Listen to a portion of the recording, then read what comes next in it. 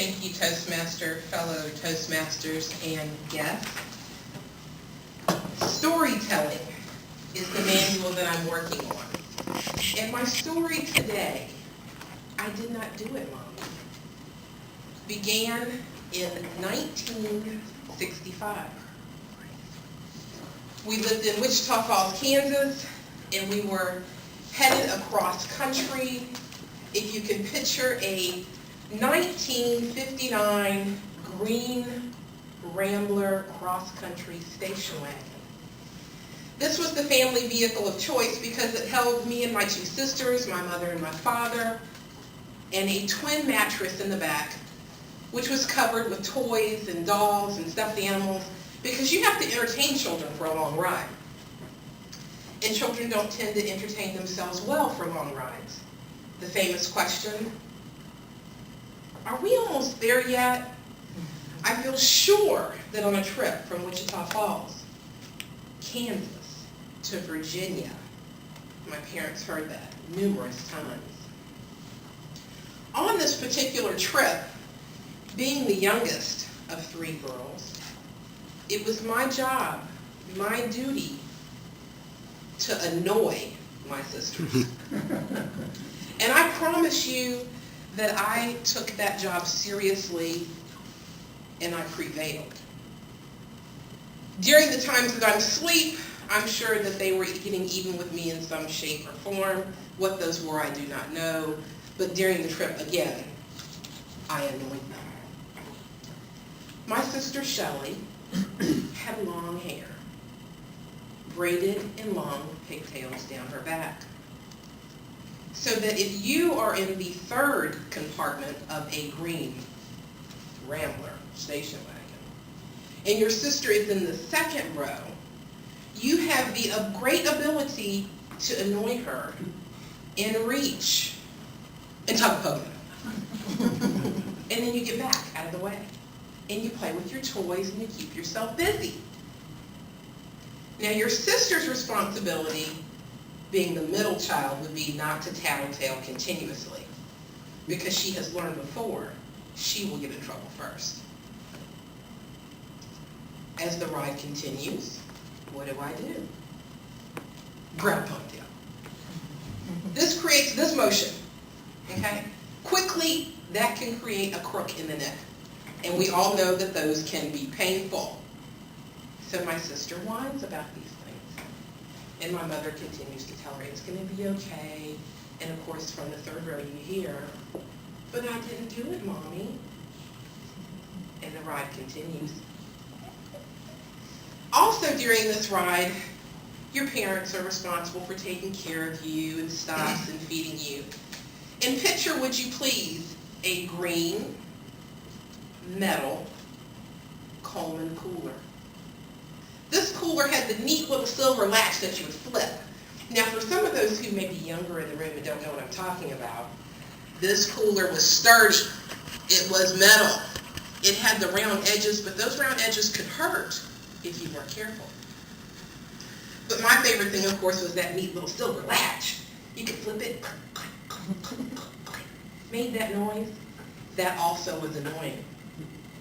Not just to my sisters, but the driver as well, which was my father, who had all the patience of a saint, and he could drive for hours, and he could entertain, and he could sing, and he could talk, and he would just love his daughter Joy until I was in the third row going click, click, click, click, click, click, click. Cut it out, I would hear, and I would stop, and I would find something else to do. I would play, entertain myself, and occasionally the need would arise to jerk that pigtail again. It just hung there and it needed to be pulled. It was just calling me because it wasn't doing anything. And my job, again, was to annoy my sisters. And I did it well. At some point in time, I'm not sure when the trigger took place, but one too many tugs had happened to my sister Shelley. Now what you should know about Shelley is calm, mild-mannered, quiet. the middle child, affectionately known as the red-headed stepchild from time to time. So Shelley often didn't get into trouble. She didn't bother many people. So if something happened, Shelley had to be telling the truth. But from the third row, you would continuously hear, "But Mommy, I didn't do it." This must have made Shelley snap. During the course of this ride, several tugs on the pigtail. I'm sure I hit her with some dolls, most affectionately known as Mrs. Beasley, because we never left home without her. And I tugged one more time. I just couldn't help it. And what did Shelley do? She turns around and she pushes me. I didn't see that coming, because Shelley's calm. She doesn't get excited.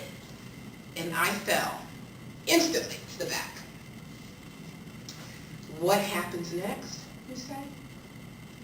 I hit the corner of the green Coleman cooler, which produced this action.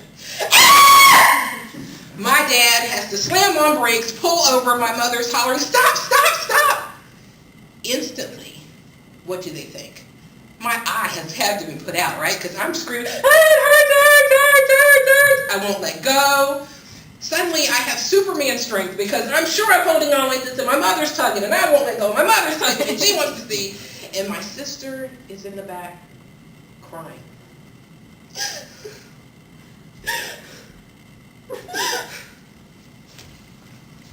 I calmed down, and I realized, Shelley's going to get a whooping. So, after the hand is removed, I've got this huge goose egg just raising, just purple, green, just instant black eye, okay? Huge. And I'm the baby. I'm sitting there on Daddy's lap, and he's calming me down, and Mommy's talking to me, and I'm getting all the attention, and then you hear Shelley's crying again, and I'm thinking to myself, Shelley's gonna get a whooping, because she's the mild child. She never gets in trouble for anything. And she did. She got a whooping. I hadn't seen a whooping like that before. I'd seen the ones I got because I was always involved. Running from that hand that always caught you. Shelley gets a whooping. My eye is black.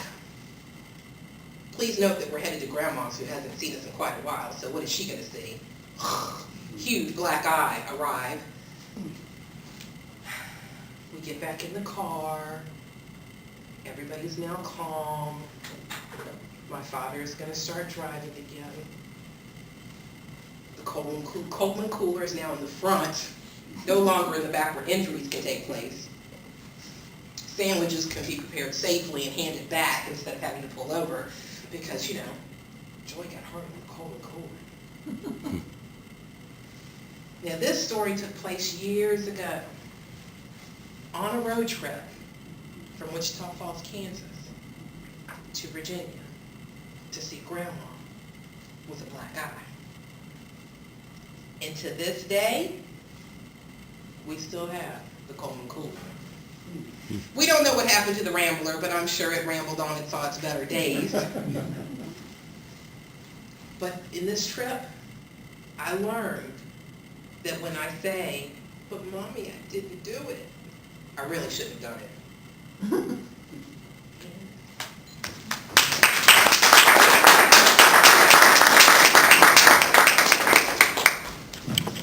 Great job, John.